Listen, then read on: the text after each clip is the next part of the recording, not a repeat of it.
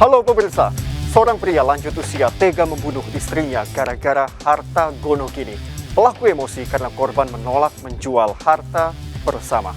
Saya Rian Keputra, kita jumpa lagi di program Berita Kriminal. Bersama kita akan mengungkap dunia kejahatan dengan berbagai laporan kriminal dalam Sergap Investigasi. Manggi padat merayap. Gelombang 19 jajaran Puring hingga saat ini aman terkendali. 86 bantuannya 87 untuk jajaran kuda. 86. Diduga akibat korsleting listrik di salah satu lapak pedagang, Pasar Impres Manonda di Kota Palu, Sulawesi Tengah terbakar. Titik api berada di bagian tengah pasar.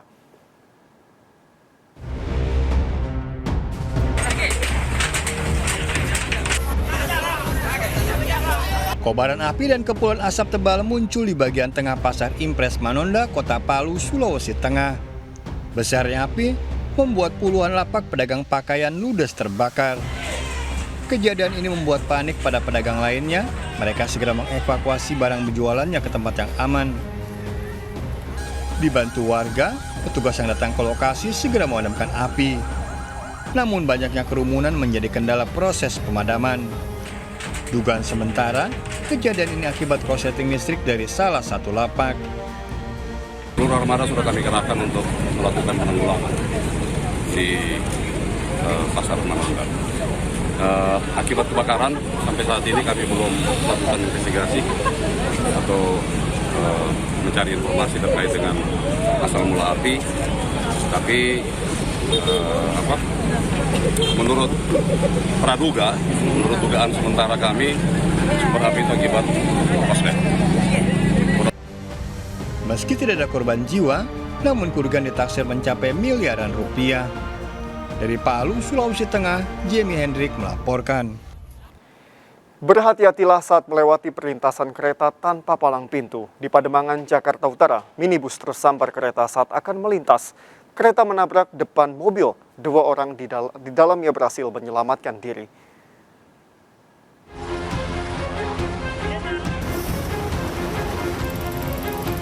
Warga Pademangan Barat, Jakarta Utara dikejutkan dengan kecelakaan minibus yang akan melintasi kawasan perlintasan kereta tanpa palang pintu.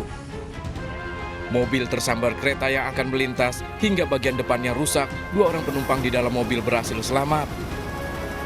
Kejadian berawal saat minibus yang datang dari arah Budi Mulya menuju ke Jalan R.E. Marta Dinata akan menyeberangi rel kereta tanpa palang pintu.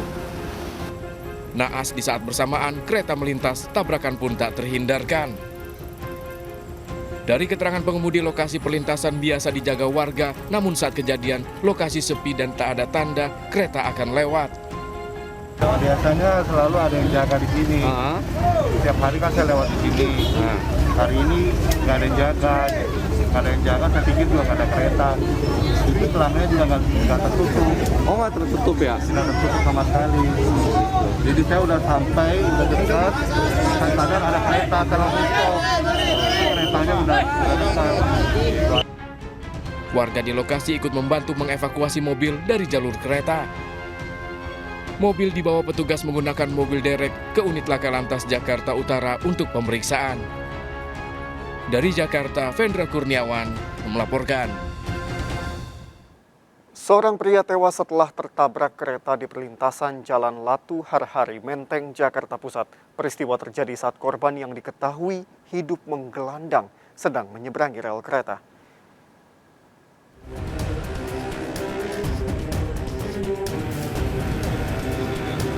Sejumlah warga yang melintas di Jalan Latu Harhari, Menteng, Jakarta Pusat dikejutkan dengan tewasnya seorang pria di perlintasan kereta. Korban yang bertelanjang dada tewas dengan luka parah di sekujur tubuhnya usai tersambar kereta komuter lain. Kejadian bermula saat pria yang diketahui merupakan gelandangan ini akan menyeberang rel. Saat baru akan menginjakan kakinya di atas rel, seketika datang kereta dengan kecepatan tinggi dari arah Tanah Abang menuju Manggarai. Awalnya itu dia nyebrang, dia nggak tahu kereta lewat gitu kan. Kalau dikatakan pemulung ya mungkin dikatakan ya pemulung, kalau dibilang gelandangan ya mungkin ya gelandangan juga. Usai diidentifikasi, jasad korban dievakuasi ke kamar jenazah Rumah Sakit Cipto Mangunkusumo. Dari Jakarta, Rani Sanjaya melaporkan. Pencurian kotak amal di pintu masuk masjid di kawasan Pancoran Barat, Jakarta Selatan terekam CCTV. Komplotan pelaku hanya membawa uang Rp20.000.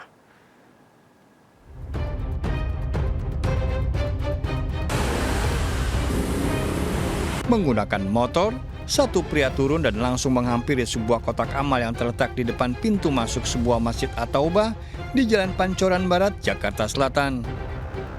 Situasi yang sepi membuat pelaku leluasa membawa kotak amal tersebut. Komplotan pencuri kotak amal ini diduga telah sering beraksi karena telah memantau situasi sekitar terlebih dulu. Beruntung sebelum kejadian, pengurus masjid sudah mengambil uang kotak amal tersebut dan hanya tersisa Rp20.000. 1 hari yang lalu itu uangnya baru diambil gitu, oleh pengurus baru dikuras. Jadi yang pencuri ini nggak tahu kalau itu dalam kondisi kosong. Ya paling enggak isinya paling ya sekitar 20.000 lah. Kasusnya dilaporkan ke polisi. Dari Jakarta, Helmi Sayengbati melaporkan. Seorang siswa SD dianiaya 3 siswa SMP di kawasan Pasar Rebo, Jakarta Timur. Korban mengalami luka bakar dan trauma berat. Aksi penganiayaan terekam CCTV.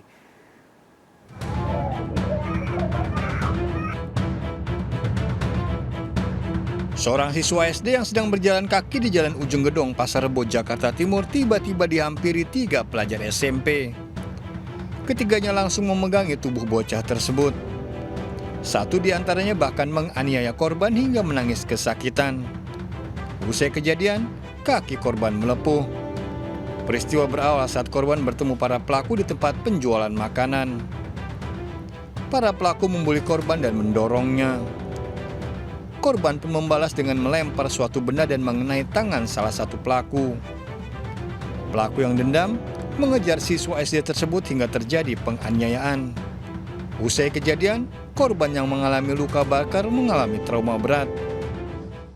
Ya luka bakar ya pada saat kan saya pulang saya lihat kakinya yang namanya kaki anak kecil ya udah melendung-melendung gitu mas. Iya. Luka bakar. Melepuh berarti itu ya. Udah melepuh. Keluarga korban berencana akan menempuh jalur hukum. Dari Jakarta, Rio Manik melaporkan. Seorang pengendara motor tewas menjadi korban tabrak lari. Korban tertabrak truk dari arah belakang saat berupaya mendahului truk mogok di jalan. Truk yang menabrak korban melarikan diri.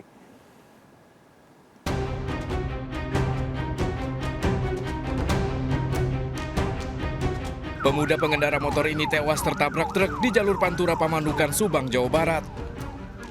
Korban Robi, 21 tahun, diketahui warga desa Cilandak Lor, Indramayu. Kecelakaan terjadi saat korban melaju menggunakan motornya dari arah Jakarta menuju ke Cirebon. Di lokasi kejadian, korban yang akan menyalip truk mogok tiba-tiba tertabrak truk dari arah belakang. Ironis, truk yang menabrak korban langsung melarikan diri. Akibat kecelakaan ini, arus lalu lintas di lokasi kejadian sempat mengalami kemacetan. Sesuai dengan identifikasi yang ada di KTP, korban atas nama Robi, alamat Anjatan, Indramayu. Dikendarai saudara Robi datang dari arah barat Jakarta menuju arah timur Cirebon. Pada saat mendahului kendaraan truk yang sedang berhenti mogok atau rusak, ke lajur kanan tertabrak oleh kendaraan jenis truk yang datang dari arah yang sama, dari arah barat Jakarta menuju Cirebon, yang tidak diketahui lintasnya melarikan diri. Korban dievakuasi ke Rumah Sakit Pamandukan Medical Center, sementara motornya dibawa ke Polsek Pamandukan untuk pemeriksaan. Dari Subang, Jawa Barat, Yudi Herawan melaporkan. Seorang wanita pemandu karaoke ditemukan tewas bersimbah darah di dalam kamar mandi kos. Korban ditemukan dengan luka sayatan di tangan kiri dan kabel antena di samping tubuh korban.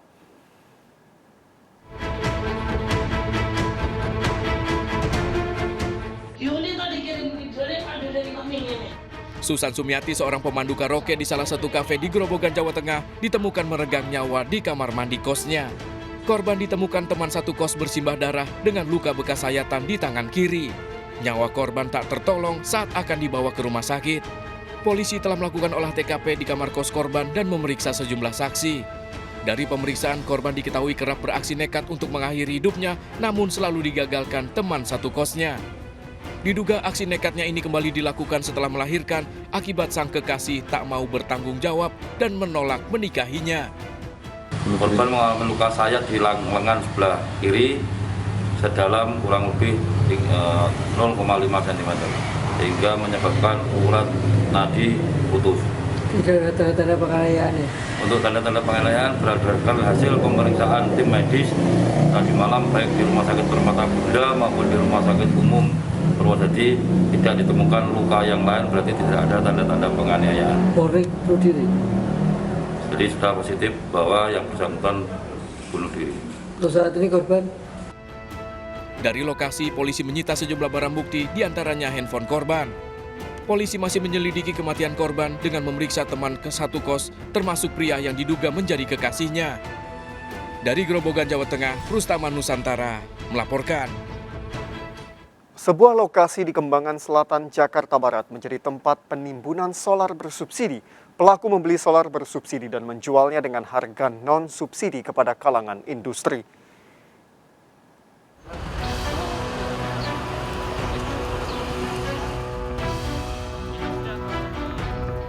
Sejumlah anggota TNI dari Kodim 0503 Jakarta Barat mendatangi lokasi penimbunan solar bersubsidi di kawasan Kembangan Selatan.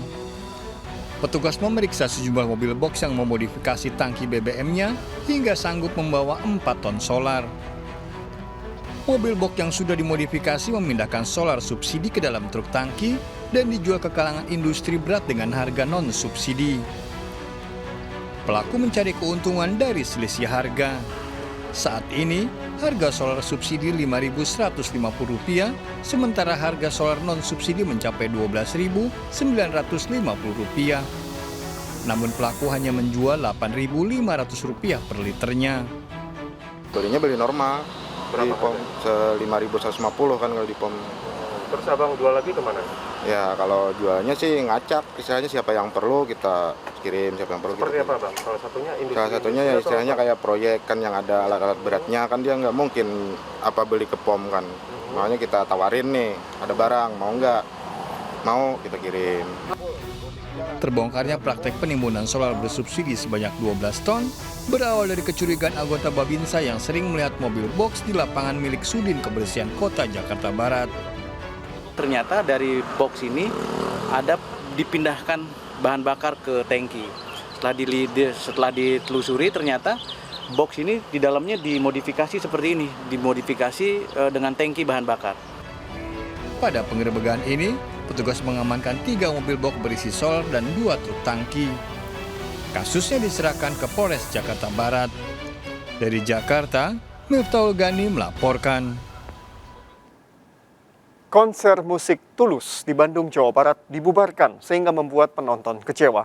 Panitia penyelenggara ternyata tidak memiliki izin pertunjukan.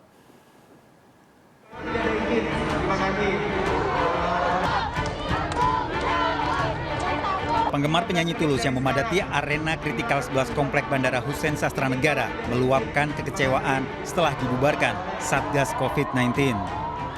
Pembubaran dilakukan sebelum konser dimulai. Penonton konser pun menuntut pertanggungjawaban panitia. Panitia Satgas COVID-19 membubarkan acara konser karena kerumunan dan penyelenggaraan acara melanggar aturan. Itu satu, dia tidak mengantongi izin, baik dari Satgas Kota Bandung maupun dari Polrestabes, izin keramaian. Udah. Terus? Jadi mereka mengantongi apa, Pak? Tidak mengantongi apa-apa. Ilegal aja. Ya. Sebelumnya dia pernah mengajukan.